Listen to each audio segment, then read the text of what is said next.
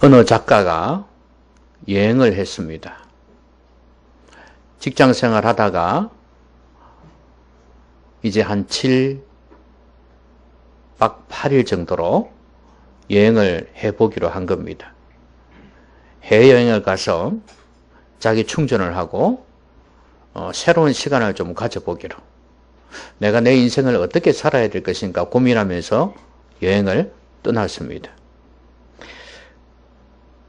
20대 후반의 작가입니다. 그런데 막상 여행을 가보니 아이들을 데리고 온 젊은 부부들이 많이 있고, 그들 보면서 결혼하지 아니한 자신이 처량하게 느껴지고, 또 이런저런 고민, 또 자기 열등감, 이런 것 때문에 나는 왜 이런가, 신세 한탄만 하다가 돌아왔다 하는 그런 이야기입니다. 그러면서 그 사람이 내린 결론이 그렇습니다. 꿈이라는 것은, 계획이라는 것은 내 혼자 가만히 머물러 가지고 혼자 생각에 빠져 가지고 하면은 절대 안 되겠더라. 움직이고 행동하면서 뭔가를 해보면서 부딪혀 보면서 내가 할 수 없는 거는 없는 거구나, 딱 선을 긋고, 내가 할 수 있는 거는 가능성이 있겠구나 싶은 것은 도전해보고, 이렇게 해야 되겠더라 하는 그런 마음을 품었다는 거예요. 혼자 있으니까, 생각만 가만히 하고 앉아 있으니까 이게 내 자신에 대해서 좋은 느낌보다도 안 좋은 느낌이 너무 많이 나고 부정적인 생각이 많이 일어나더라는 거예요. 그래서 내 장래에 대해서는 의심스러울 수밖에 없는 그런 생각을 하게 되더라는 거예요. 여러분, 의심이라는 것이 부정적인 생각인데요, 이게 우리 인간에게는 DNA로 잠재되어 있습니다. 왜냐하면 여러분도 아시다시피 의심이라는 게 언제 생겨났습니까? 우리가 성경에서 알고 있기로는 창세기에 태초에 거기에 나와 있어요. 그 창세기에 보면 하와로 하여금 의심하게 만들잖아요, 마귀가. 그래서 하나님께서는 분명히 죽을 것이라고 말씀하셨는데 죽을까 하노라. 그리고 이걸 먹으면 하나님처럼 지혜로워질까 싶어서, 하나님처럼 높아질까 싶어서 그게 겁이 나서 못 먹게 했다는 식으로 자꾸 하나님의 신실하심, 하나님의 사랑에 대해서 의심하게 만들어버려요. 그러고 보니까 그 이후로 오랜 인생을 살아온 우리 인간들은 결국 그 DNA가 잠재되어 있다고 볼 수가 있어요. 지금도 마귀가 역사하기도 하지만 타락한 우리 인간, 본성을 가지고 있는 우리 인간은 의심할 수밖에 없는 그런 성향을 가지고 있습니다. 아마도 죽을 때까지 이 의심에서 자유로울 수 있는 사람은 아무도 없을 것입니다. 그렇기 때문에 우리는 이 의심을 어떻게 하면 조금씩 줄여나갈까? 이 방법밖에는 이것을 벗어날 수 있는 방법이 없어요. 원래 우리 안에 내재되어 있기 때문에. 여러분, 의심이란 것이 얼마나 안 좋은지는 여러분이 잘 아시지 않습니까? 이 사람을 의심하면 그 사람에 대한 사랑도 안 생기고 기대도 안 생깁니다. 여러분, 의처증이라는 거 들어보셨습니까? 그 간혹 드라마 같은 데서, 소설 같은 데서 보는 거 보면 그렇잖아요. 의처증을 가지면 이 사람이 사람으로서 살지를 못해요. 어떨 때는 잠도 못 자고 사람에 대해서 불신하니까 사랑도 안 가는 거고 기대도 안 가는 거예요. 의부증도 마찬가지예요. 여러분, 이게 바로 의심인데, 의심이 우리 인간들 속에 얼마나 뿌리 박혀 있는지 몰라요. 그러면 하나님에 대해서는 어떨까요? 하나님에 대해서도 인간들은 의심을 품고 있습니다. 주님에 대해서도 의심을 품고 있어요. 성경이 과연 하나님에 대해서 말씀하고 있는 것인가? 요거는 누가 기록을 했는 것인가? 예수님은 진짜로 십자가에서 죽으셨는가? 부터 시작해서 뭐 홍해 사건은 진짜인가? 예수님은 동정녀 마리아로서 아이를 가지셨는가? 이런 온갖 의심들이 꼬리에 꼬리를 물고 늘어납니다. 그러면 그 의심이 나를 지배하게 되면 믿음이 생기질 않아요. 오늘 예수님께서 십자가에서 죽으시고 난 뒤에 이제 부활하시지 않습니까? 살아나시는데 이 과정 속에서 이 사람들이 그것을 대하는 태도를 보면 역시 예수님을 따르던 사람들도 의심이 뿌리 깊이 박혀 있다는 걸 알 수가 있습니다. 야, 그렇다면 우리도 마찬가지 아니겠는가? 이 의심을 좀 어떻게 잠재울 수 있을까? 좀 감소시킬 수 있을까?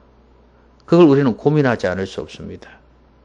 여러분 중에 그런 의심이 있다면 오늘 말씀을 통해서 의심을 조금이라도 줄이는 그런 지혜를 얻기를 바라고요.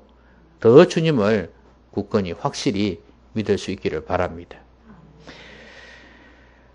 오늘 예수님께서 무덤 안에 계셨다가 다시 살아나셨죠. 근데 마리아가, 막달라 마리아가 무덤에 갔습니다. 근데 가보니까 돌이 무덤에서 옮겨진 거예요. 여러분, 이스라엘 히브리인들의 무덤은 우리 무덤하고 다르다 그랬죠? 이렇게 바위 같은데 거기에 구멍을 뚫어 놓고 거기에 이제 돌로 이렇게 막는 거예요. 예. 그렇게 되어 있기 때문에 가보니까 돌이 굴러져 있는 거예요. 뭐 그 안에 굴이 있을 거 아니에요. 거기에 예수님이 시신이 있었는데 아니 돌이 옮겨진 거예요. 그래서 놀래가지고 시몬 베드로하고 오늘 이 성경을 기록한 사도 요한에게 예수께서 사랑하시던 그 제자가 바로 사도 요한이에요. 이 사람에게 달려갔습니다. 사람들이 주님을 무덤에서 가져다가 어디 두는지 우리가 알지 못하겠다. 시체가 없어졌다 이거예요. 그런데 베드로도 요한도 무덤으로 달려갑니다. 부활이 기뻐서 그런 게 아니고 부활도 믿지 못하고요. 누가 도둑질해 갔는가 싶어서 걱정이 되어가지고 그래도 제자인데 시신은 챙겨야 되지 않겠습니까? 그래서 놀래가지고 뛰어간 거예요. 이 사람들은 예수님께서 3일 만에 다시 살아나야 될 것이라는 이 말씀을 전혀 마음에 두지를 못했습니다. 9절에 보니까 이런 말씀이 있죠.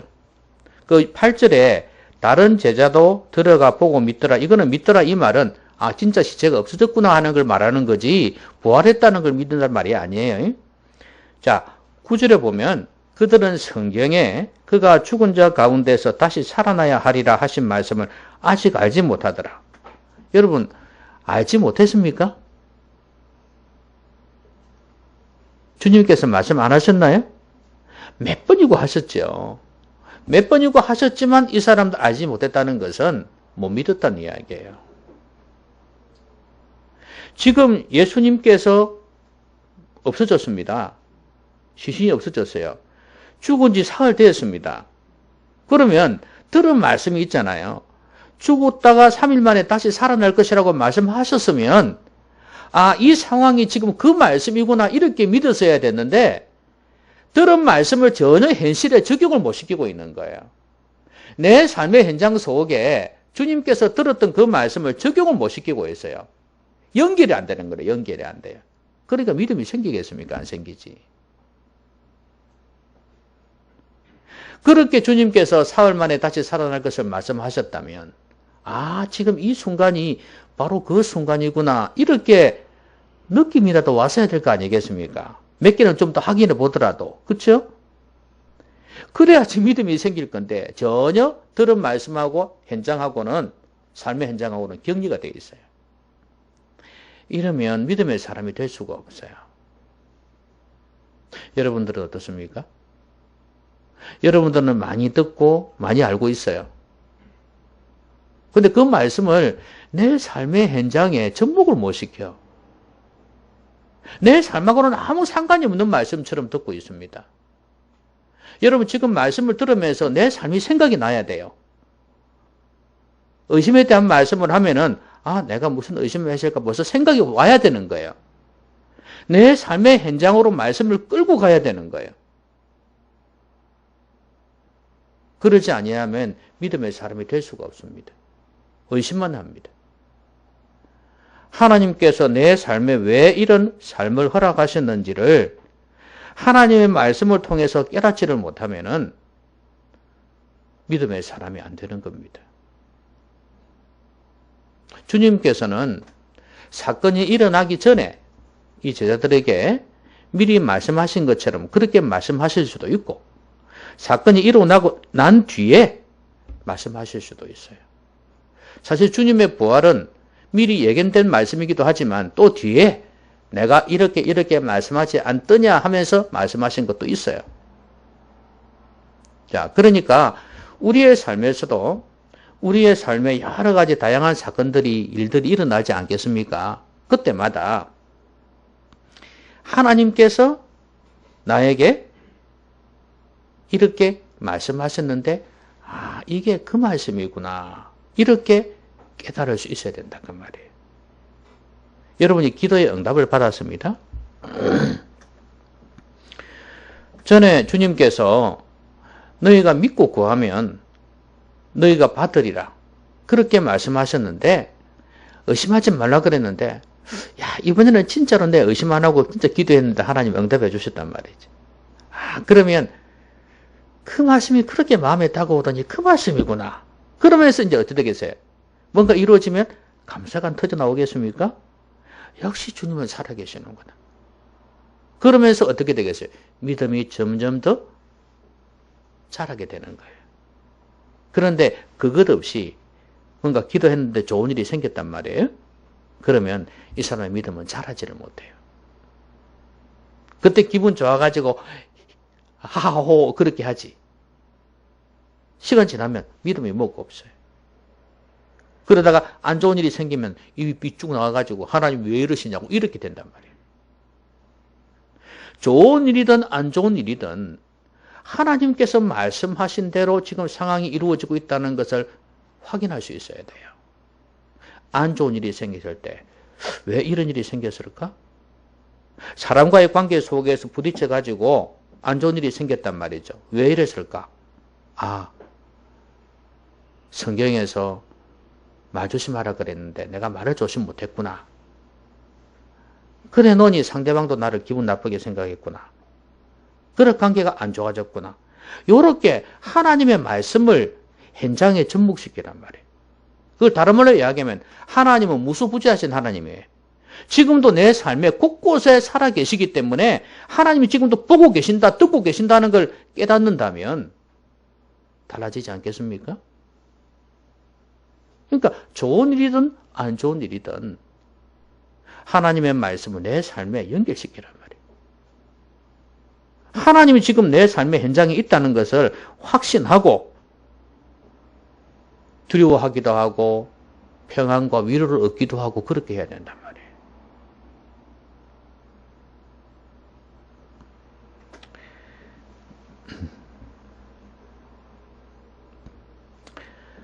적용이라는 것은 삶의 현장에 연결시키는 것인데요. 이것은 성령님께서 해주셔야 돼요. 그래서 내가 자연인으로서 이 자연인 하니까 드라마, TV 프로 생각하지 말고요. 거듭난 사람 말고 자연인.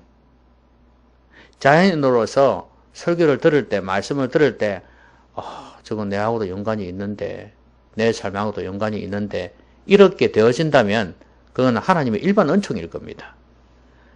그런데 이제 성도들은 성령님이 역사하시면 안 돼요. 성령께서 역사하셔가지고, 결국에는 성령께서 하셔야지 그 말씀이 내 마음에 새겨지는 거예요. 그렇게 되지 않으면 아무리 말씀 들어도 삶에 연결고리가 안 생깁니다. 그러니까 예배당에 나올 때 말씀을 위해서 기도하셔야 됩니다. 아니, 오기 전에도 준비하고 기도하셔야 돼요. 그래야 성령께서 적용을 시켜줘요. 말씀을 들으면서 내 삶이 자꾸 파노라마처럼 지나가야 돼요. 내 삶이 생각이 나야 돼요. 말씀을 듣는데 말씀 잘한다 못한다 이 생각만 하고 앉아있고 성경만 생각나면 안 된다 그 말이에요.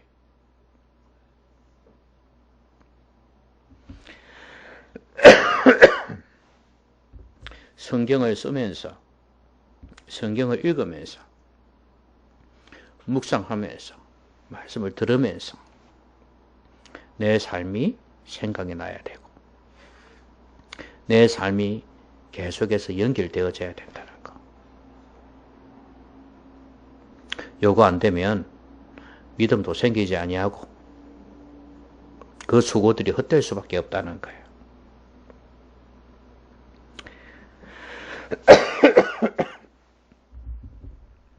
자, 그 다음에 막달라 마리아 이 여인 새벽에 예수님을 찾아왔습니다. 귀하죠? 은혜를 많이 받은 사람이죠. 그렇죠? 은혜를 많이 받은 사람이고 선생님을 이렇게 생각하는 분이에요. 그리고 마리아뿐만 아니고 그 막달라 마리아뿐만 아니라 예수님 어머니 마리아 또 우리가 앞에서 본 그 아리마대 요셉 그 다음에 니고데모 뭐 이런 사람들도 참 예의가 바른 사람들 아닙니까? 시신을 달라 그러고 그렇죠? 그 향품을 챙기고 장례를 치르려고 하는 그런 모습을 보면 참 괜찮은 사람들입니다. 그리고 뭐 시몬 베드로도 옆에 붙어 있네요 보니까. 도망을 가고 배신을 하고 이랬지만 그래도 이렇게 붙어 있어요. 사도 요한도 마찬가지고. 그런데 이런 사람들 보면 참 어쩌면 우리가 흔히 말하는 도덕적인 그런 모습이 있죠. 그렇죠? 그리고 얼마나 좋아요. 이런 좋은 감정들 주님에 대해서 이런 감정을 가지고 뭐 착한 마음이죠. 그런 마음 가지고 이렇게 주님을 마지막까지 잘 모셔보려고 했던 이 마음들이 참 귀한 건 맞아요. 근데 좋은 감정이나 착한 마음이 능사가 아니에요. 이 사람들은 지금 주님의 부활을 못 믿고 있잖아요. 우리가 신앙생활 할 때 이걸 조심해야 됩니다. 우리에게 착한 마음이 있고 좋은 감정이 있고 이거 좋아요. 근데 이거하고 믿음하고는 별개입니다. 그리고 이 사람들은 지금 어떻게 이야기를 합니까? 특히 이제 막달라 마리아가 시몬 베드로하고 사도 요한에게 와가지고 하는 말이 뭐예요? 사람들이 주님을 무덤에서 가져다가 어디 두었는지 우리가 알지 못하겠다. 이게 무슨 말이에요? 사람들이 시체를 가져갔다 이 말 아닙니까? 그러니까 시몬 베드로하고 요한이 달려갔지요. 확인했죠. 그제서야 믿었다 그랬잖아요. 진짜 없어졌네? 이리 된 거예요. 근데 주님이 부활하신 것은 알지 못했던 거예요. 믿지를 못했고. 그리고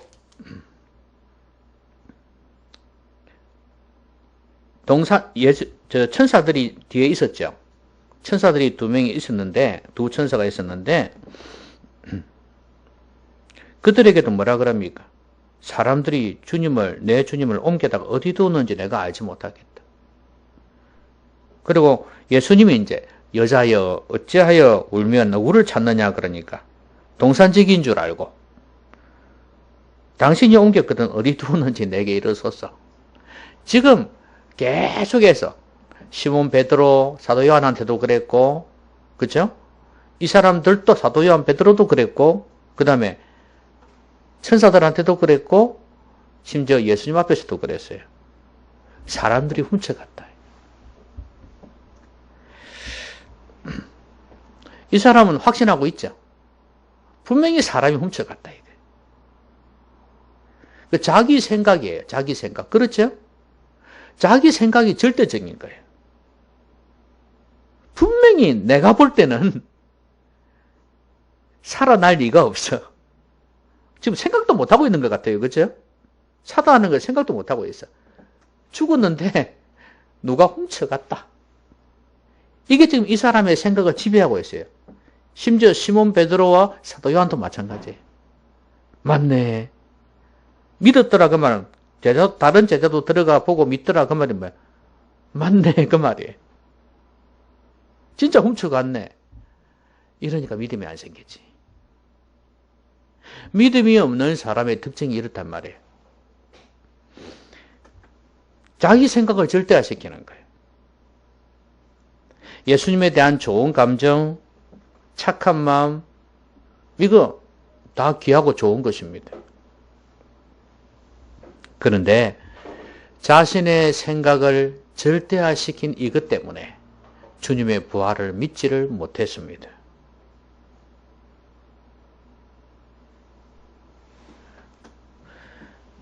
아마도 자신이 살아올 동안에 죽은 사람이 살아난 걸 못 봤을 수도 있는데 실제로는 있었잖아요. 누구요? 나사로. 살린 거 있었지 않습니까?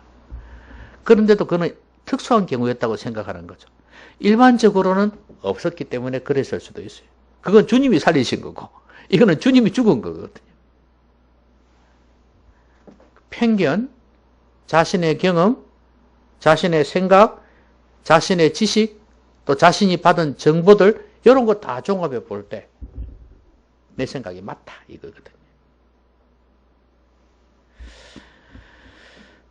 여러분들은 어떻습니까? 여러분 살아가면서 뭔가를 판단할 때 무엇 가지고 판단하고 무엇으로 결정을 합니까? 선택을 합니까? 여러분의 생각을 가지고 그렇게 하지 않나요? 교회를 다니면서 예수님을 믿으면서도 주님의 말씀은 뒷전이고 내 생각이 내 모든 선택과 결정을 하게 만듭니다. 여러분 이게 신앙인입니까? 아니죠. 종교인이죠. 믿음의 사람은 신앙인은 하나님의 말씀이 내 생각을 누르게 만들어요. 하나님의 말씀이 내 생각을 지배하게 만들어요. 그래서 말씀이 내 생각을 좌지우지 만듭니다. 말씀이 아니다 하면 아니라고 생각하는 거고 말씀이 맞다 하면 맞다고 생각하는 거예요. 말씀이 잘못됐다 그러면 잘못된 거예요. 누가 뭐라 해도 말씀이 옳다고 그러면 옳은 겁니다. 그런데 사람들은 어때요? 그건 하나님 말씀이고 그거는 목사 네 생각이고 그건 성경 이야기고 내 생각은 달라. 내가 뭘 안다고. 내가 인생의 경험을 많이 했다 해도 많은 영역의 부분을 경험했습니까?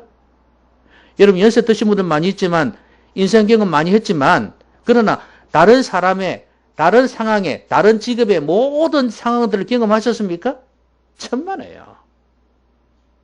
우리 인생에서 경험할 수 있는 많은 부분에 아주 극소수만 경험한 거예요. 심지어 지식도 마찬가지예요. 이 세상에 엄청난 지식이 있겠지만 그 중에서 아주 아무리 똑똑하다 해도 극소수의 부분만 알고 있어요. 그런데 어떻게 그걸 절대화시킬 수 있냐 말이에요. 하나님의 말씀이 절대적입니다. 왜? 하나님께서 전지전능하신 분이에요. 절대선이신 분이에요. 그런 하나님을 우리가 믿고 있지 않습니까? 그렇죠.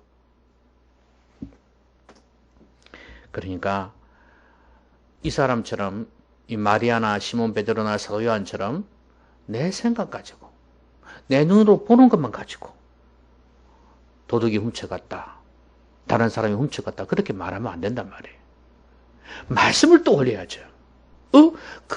분명히 살아나신다고 말씀하셨는데 몇 분이고 말씀하셨는데 이거구나. 이렇게 되어서야죠. 내 생각 가지고 살면 망합니다. 그렇죠? 하나님의 말씀 가지고 사셔야 돼요. 말씀에 따르십시오.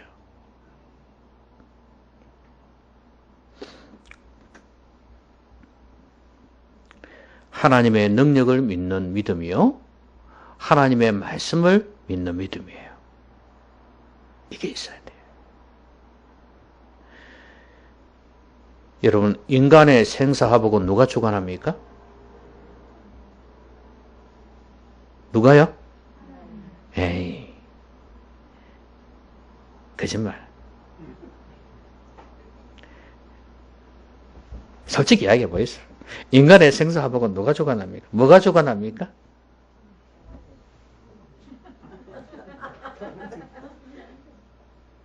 여러분 믿잖아요.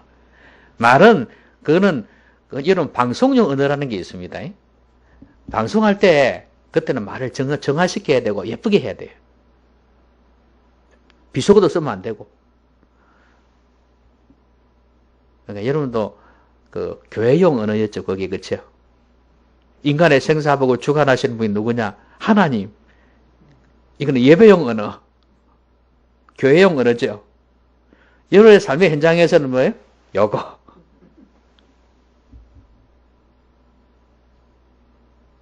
제가 우스개로 이야기했지만 이게 분명한 사실입니다. 많은 사람들이 그렇게 생각합니다. 하나님께서 인간의 생사복을 주관하신다고 믿고 사는 사람이 너무 적다는 거예요. 교회에서는 말은 그렇게 하는데 집에 가면은 다르다 이 말이에요.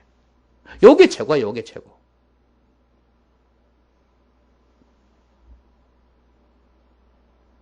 이 세상에서 성공하고 출세하는 게 가장 많은 퍼센트를 차지해요. 하나님의 능력을 믿느냐 그 말이에요. 하나님의 말씀을 믿느냐 이거예요.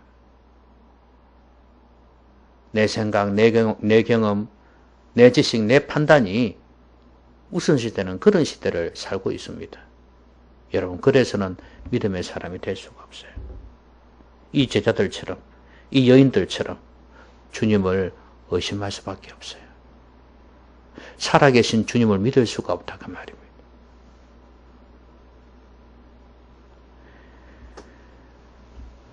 하나님의 말씀이 내 생각을 지배하여 내 삶을 지배해서 믿음의 사람으로 거듭 새롭게 태어나시기를 바랍니다. 그런데 주님께서 부활하시고 난 뒤에 이제 나타나셨죠. 처음에 천사들이 있었는데 나타나셨죠. 누구에게 제일 먼저 나타나셨습니까? 누구한테요? 막달라 마리아에게. 여러분, 이 여인이 새벽에 이렇게 주님 찾으러 갔고 시신 찾으러 갔지 않습니까? 또 어찌 되어 있는가 보려고 온 거예요. 아까도 말씀드렸듯이 이 여인은 믿음이 부족하죠. 그렇죠? 부활에 대한 신앙이 없잖아요. 그럼에도 불구하고 이 여인은 주님을 사랑했어요. 그런 믿음이지만 부활의 신앙이 없지만 새벽에도 가서 어떻든 주님을 위해 보려고 하고 그렇죠? 그리고 시체가 없어졌으니까 어떻게 해요? 빨리 달려가가지고 시몬 베드로하고 사도 요한한테 가가지고 없어졌다 큰일 났다고 이야기도 하고 또 천사들 보고도 좀 가르쳐달라. 이분이 한 대 있으면 안 되잖아. 이분 장례를 치러야 될 거 아닌가.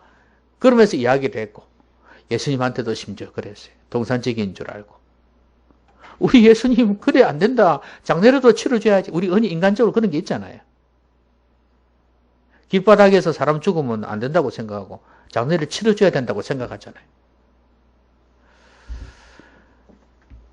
여러분, 이 여인의 모습을 보시면 참 신앙은 부족한데 하나님 앞에서 주님을 위해서 몸부림치는 모습을 볼 수가 있어요. 저는 그것 때문에 물론 평소에도 그랬고 오늘 지금 주님 죽으신 이 이후에도 그랬고 주님을 생각하는 마음이 너무 애틋해요. 저는 그래서 주님께서 제일 먼저 이 여인을 만나주지 않았나 싶어요. 여러분, 주님 위해서 몸부림치십시오. 이런 사람에게 주님 만나주십니다. 이제 어떻게 됐겠습니까? 주님 만났으니까 어떻게 됐을 것 같아요?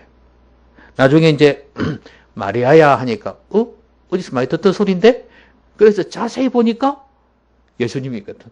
처음에 동산직인 줄 알았는데 선생님 일이 된 거죠. 그렇죠? 랍비어, 랍오니 이랬잖아요. 이제 그때부터는 어찌 됐을까요? 부활의 주님 만났으니까 확신이 들겠죠? 믿어진 거예요. 이제 그때 뛰어갑니다. 또 시몬 베드로한테 가요.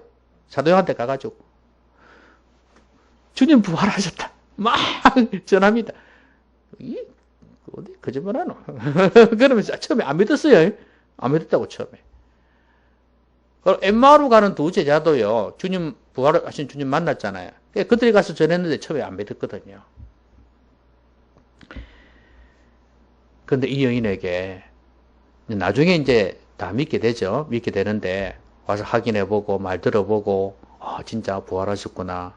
그리고 제자들이 모였을 때 주님이 나타나셨지 않습니까? 이제 그때는 더더욱 확신하게 되고 도마가 의심했지만 그때 이제 확신하게 되죠. 마지막으로. 자, 여러분 이렇게 이 여인이 주님을 만난 특권을 누리게 되었습니다. 무엇 때문에? 이제 부활의 신앙을 갖게 됐죠? 무엇 때문에 그렇게 됐어요? 주님이 만나 주셨기 때문에 그런 거예요. 그럼 왜 그랬냐? 이 여인이 주님 위해서 믿음은 부족해도 주님 위해서 주님을 사랑하는 마음으로 몸부림을 쳤다 이거예요. 저는 이게 참 중요하다고 봅니다. 여러분이 뭐 상대적으로 다른 사람에 비해서 믿음이 부족할 수도 있고, 그렇죠? 하나님이 요구하시는 기준에 비해서 역시 또 믿음이 부족할 수 있어요. 그렇지만 주님 사랑하는 마음, 주님 위해서 살고 싶은 그 몸부림, 그게 있다면 여러분은 믿음의 사람이 될 수 있을 겁니다. 의심하지 않는 믿음 가질 수 있을 거예요. 여러분 이제 이 여인이 의심하겠습니까? 안 하지요.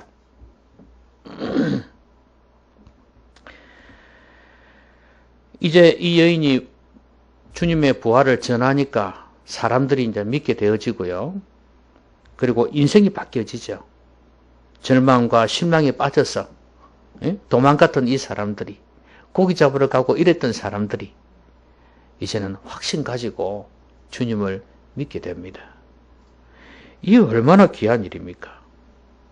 두려움이 기쁨으로 바뀌고 의심했던 회의적인 마음이 확신으로 바뀌어졌습니다. 이런 이 놀라운 일을 제일 먼저 이 여인이 시작을 한 거예요. 제일 먼저 주님을 만남으로. 여러분, 전심으로 나를 찾는 자에게 내가 능력을 베풀겠다. 이렇게 말씀하셨어요. 이 여인처럼 여러분 몸부림치십시오. 주님 위해서 살려고 몸부림쳐보세요.